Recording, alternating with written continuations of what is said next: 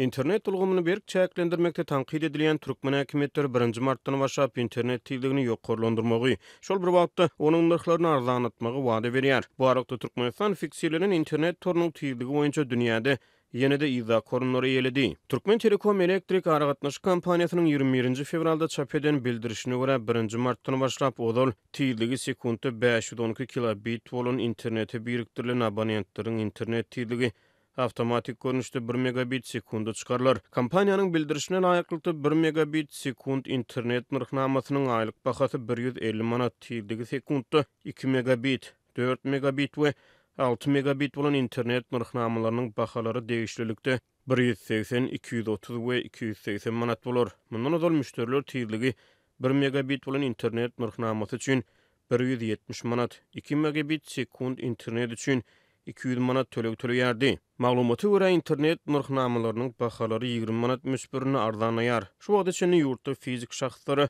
4 megabit sekund we 6 megabit sekund tezlikli internet hödürlenmeýärdi. Adamlar ýokary tezlik wagdalaryna ynanmaýarlar. Suwat iň ýokary tezlik 2 megabit sekund.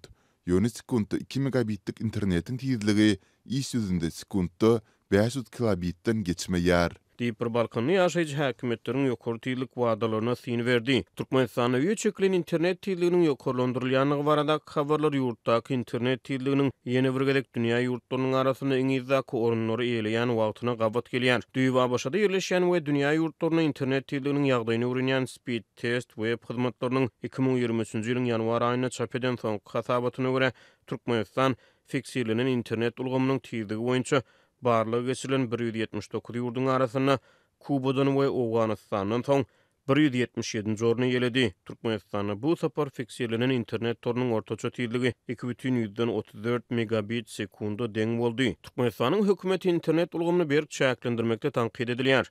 Ýurt içine garaşly habar saýtlarynyň web saýtlary şeýle-de iri sosial torlaryň sahypalary petikli bolmagyny galýar.